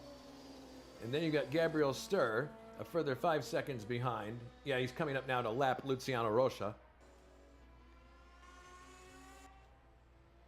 And yeah, Wilkes is now absolutely sprinting away from Matthew Ibañez, who now has to deal with Thiago Canola. On board now with Canola. Looking at the Toyota, and the question becomes, is the Toyota going to finish? But you can't afford to just sit and wait behind, because you're going to lose touch with Wilkes. We got a yellow flag in this section. Something's happened here.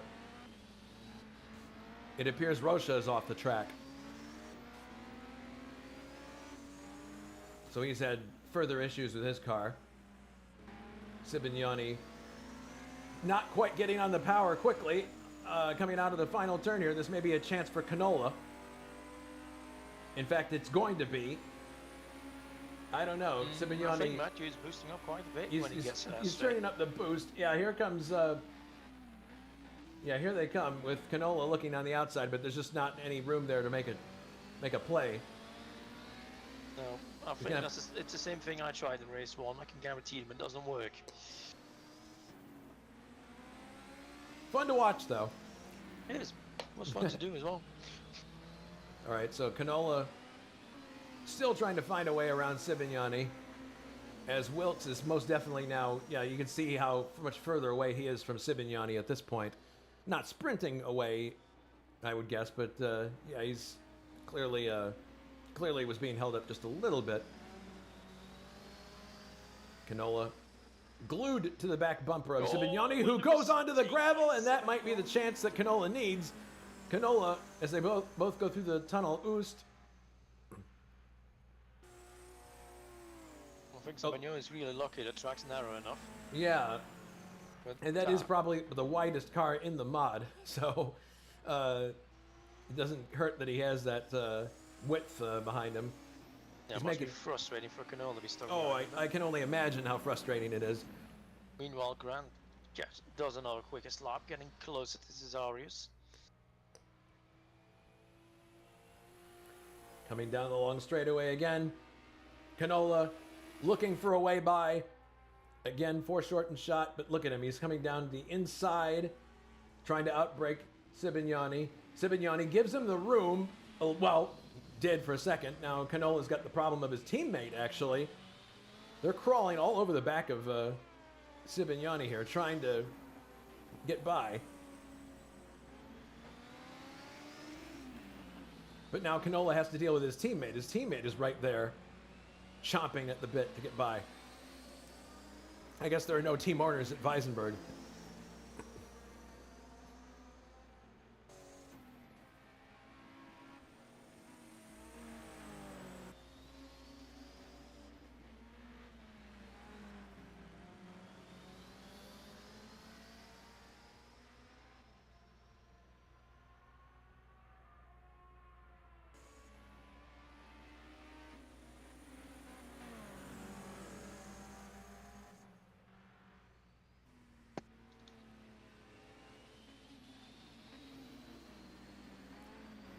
Into the final right-left bend before you get to the final turn, the long right-hander that builds speed slowly.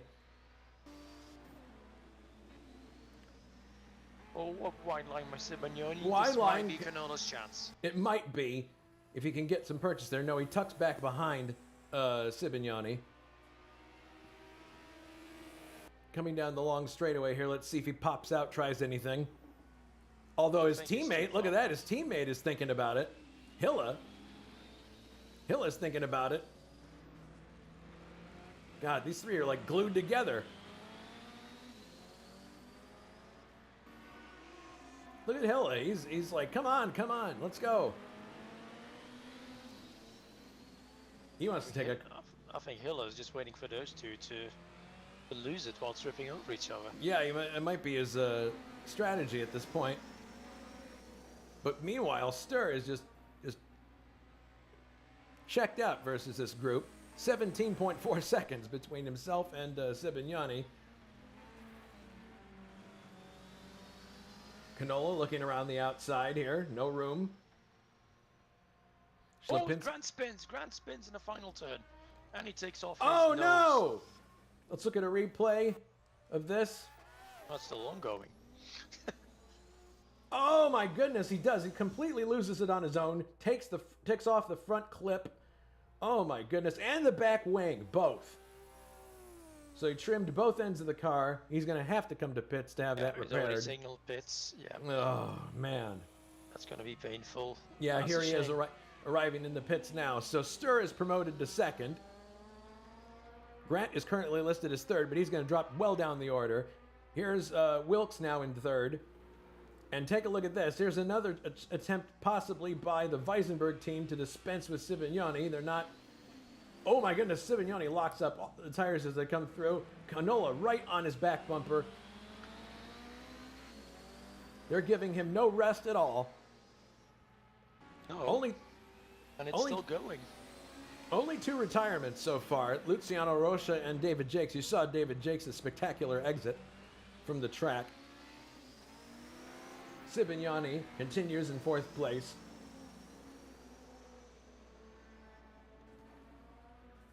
Yeah, poor Grant has dropped all the way down to ninth place now while the team tries to fix the car. He's going to lose another few places because Chacon and Marazzi are Yeah. over there. Canola. Oh, Marazzi's engine just blew on the straight. Oh, well. Well, we're that's probably not the first one we're going to see. No, I'm sorry. It's not the last one we're going to see go. As look at Canola. He just absolutely glued to the back of Ibañez at this point. Looking for a way by. He's going to have to do it on the straight before Tarzan. It's going to have to be there. But it all depends on the purchase that you get coming off of this corner here. This is the telltale right here. You can't get any closer than this. No, you can't. Hilla just right behind him. Yeah, Hilla. I think Hilla's got the better exit here. Oh my goodness, look at this. God. Canola on the outside. Looks like he's going to take And Hill on fourth the place. inside. He does. And Hilla on the inside. Potentially 3 wide going into the corner. Oh, there's contact. Ibañez goes off the... Oh, no! Bullshit. Canola goes off the track. He's still in 6th place, but loses incredible time. My goodness. That's Here worth comes- a replay. Yeah, that's... Let's take a look at that via replay. Oh my goodness, yeah, they're coming in here. Yeah, 3 cars into this one corner are not going to work, and that's what essentially was going on. Yeah, Run it back was here. thinking is just he turns into Canola. Matthew turns right into Canola, hits him in the left rear, and that sends him sliding. His teammate's able to get by on the inside. But man, that was it was very unfortunate for Thiago. Ibañez now down to 5th, and Tim Hilla into 4th place as a result of that altercation. It's a shame because this robbed us of the best fight we have. Yeah, that was the best fight. That was the best fight on track.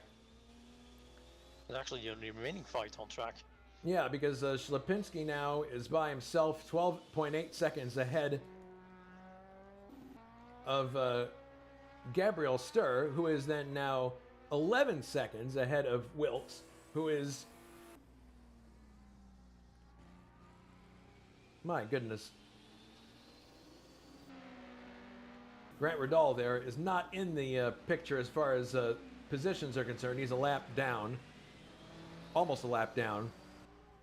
Well, yeah, no, he is. He is a lap down to the leaders. Just depends on which leader you're looking at. Well, maybe Grant can still aim to catch Bruno Chacon. He only got 7 laps for it. Possibly. Surprised they were able to prepare the car that quickly. Yeah, that's right. Grant is 8th now, with the retirement of Marazzi. No, he's still 10th on my screen. I'm sorry. Yes, he's 10th. Sorry. He's 10th here. And Chacon is, my goodness, 39 seconds away. Well, maybe it could be done. I don't know.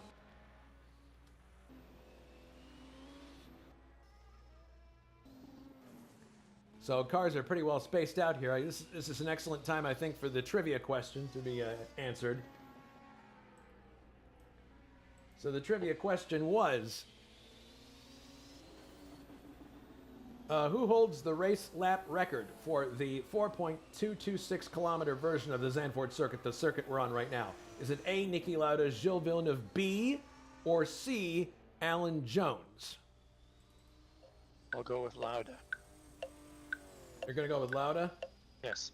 Well, you have time to think about it. That's what the TikTok's for, but... All right, time's up. You're going with Lauda. Oh, I still am, yes. I'm sorry. That is not the correct answer. The correct answer is Gilles Villeneuve in 1979. He must have done it before he lost his rear wheel.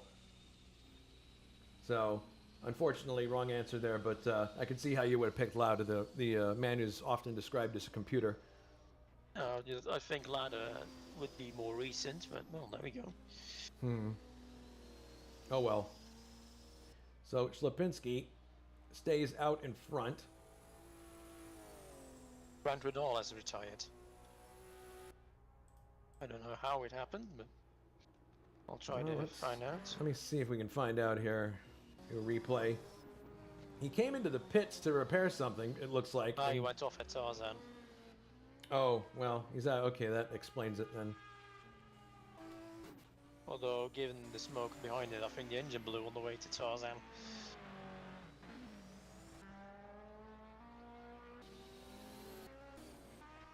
So the closest battle on the track right now, if you can call it that, is 4th, 5th, and 6th. You can see there, it's Hilla, Ibañez, and Canola. And I'll bet Canola would like to take another crack at Ibañez after what happened earlier. But we don't have a lot of time left here. There's only laps, this lap, then 22, 23, 24, 25. There's 4 laps to go after this one. Yes, exactly. I Zalgiris said comes that up in to a very, Chicon. I said that in a very Murray-like way. Sorry. I'm sure people got it.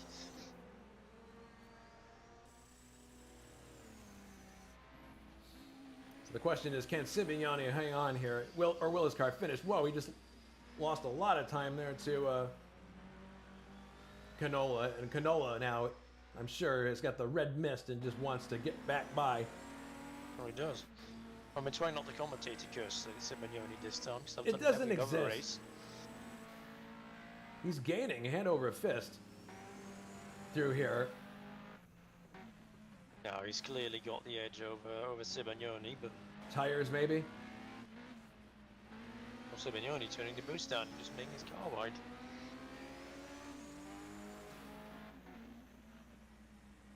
He slides very wide in this turn here, so this is a chance absolutely for...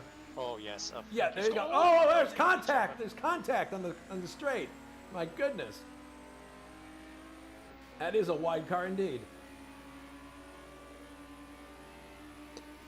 Well, that's another attempt lost. Maybe Canola can get something out of the lapping that's about to come off. Mm-hmm. Yeah, there's a lapped car ahead, so it could possibly Two of play a them role. even, I think. It's Mick. Let's see what happens here. Mick stays to the Very sporting by Mick. No, that was very sporting and very well timed. Didn't factor into this situation at all.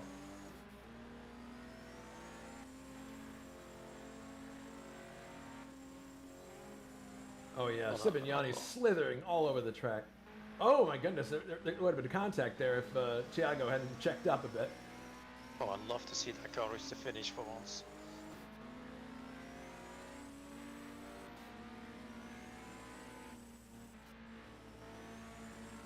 And you can see Tim Hilla just ahead of them there in 4th. But really, the story of this race has been that Ślepinski's major contenders, save Gabriel Sturr, were just so embroiled in their own battle that they just let him run right off into the sunset. So there's Alberto ahead of this group. Okay, let's see what happens now. I think he's got a little bit of a roll. I think he still has to come for too far back. Probably, and then there's the position of Alberto. Yeah, Alberto basically being there basically took that out of the equation. 3 laps to go. Yes, 3 laps to go now. This is the best battle on the track right now. Might be even be the only one. Although, Oh, look at this around the outside in the marbles. Oh, that was a ping issue there from Matthew, but he stays in front of Canola. I think Hill in front of him is taking it really easy because I thought that gap was a bit bigger.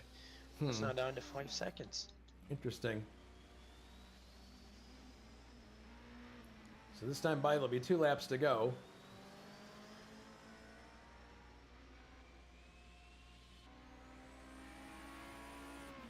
Has this car finished a race this year? Not that I'm aware of. I think it's still at 0 points. Oh my goodness. So if it actually finished, that'd be amazing. Canola letting it all hang out. Ibañez running a little bit wide on the track. That could have been ping.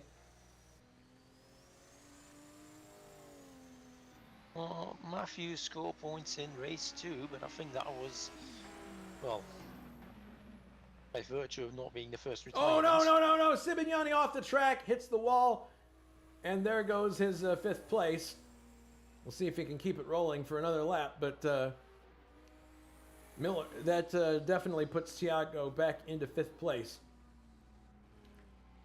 And it essentially settles that battle. Very unfortunate for Matthew.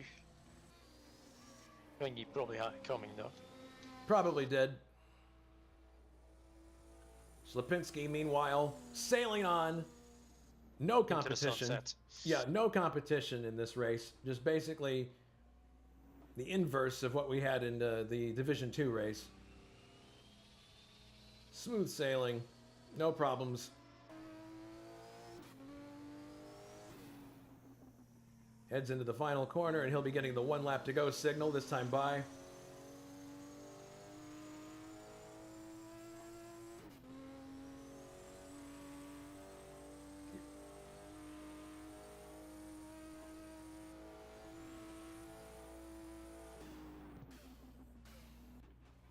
Last time into Tarzan, looking smooth.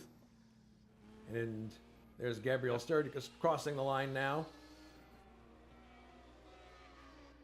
He can basically cruise home now. Yeah, Wilkes is in 3rd. Tilla's in 4th. Canola in 5th. And Sibignani in 6th. If I were Sibignani, I would simply try to nurse the car home. Miller is in 7th. Drexler, despite his issues, is 8th. 9th is Bruno Chacon, and 10th is Alberto Ibañez. 2 laps down in 11th is Mick Chapman.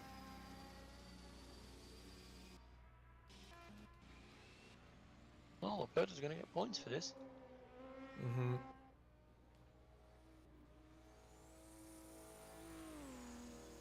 Slipinski showing once again why he's one of the top drivers in this league. Seemingly unfazed by any turbo lag or any adverse camber or anything that might get thrown his way. Into the final corner.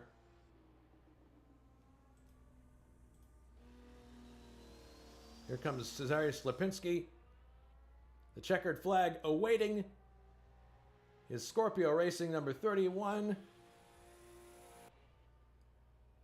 And there it is. Slipinski wins the Division 1 race this evening. In 2nd place, Gabriel Sturr. Richard Wilkes, I assume, is going to finish 3rd. He just needs to do 1 more corner. Yep, he can bring it home. Yeah, he can bring it home easily from here. So, only 4 DNFs in this race, and they weren't all engine related, which is interesting. Not what I would have expected. Tim Hillett finishes in 4th place. And we see his teammate, Canola, just behind, finishing in 5th. And here comes Matthew Sibignani. Finishing a race. Finishing a race in the Toyota, which in itself is a huge accomplishment. 7th will be Dave Miller, who didn't get much TV time on this occasion. Sorry, Dave. But he finishes. Here comes Drexler into the final corner to finish 8th. And I think everybody else already finished by now. Yeah, everybody else has already finished, I believe. Yeah, Alberto just crossed the line. So there's Drexler finishing in 8th. 9th is Chacon. And he's actually got a little way. Well, no, he's already crossed the line, I believe. And there's Alberto in 10th. And Mick Chapman's already parked his car. He is 11th. And if we look at the rest of the standings, Grant Riddall, Filippo Marazzi, Luciano Rocha, and Jakes, those are the 4 DNFs that we had for this race. So that was the DRM 2 rounds for the Zandvoort circuit. Very exciting action throughout. Juha, would you agree? Oh yes, it was very exciting. Maybe the last few laps weren't any fights going on, but certainly the first 20 kept us entertained. All right. Well, thank you to everyone for watching both Division 1 and Division 2. We have Slipinski in the green room, so we'll bring him in here for a short interview.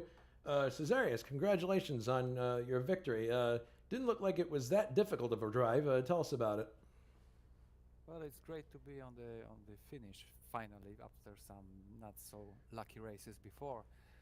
Was it difficult? I figured out that today the condition on the server was more, was bringing more tire and more engine wear, and I was only afraid if my engine won't blow up at the last few laps. Mm. But then I seen the Grant coming from behind and shrinking the gap, and I thought I'm not gonna fight it. I will let him go if he is right next to me. But somehow he made a nice gift to me.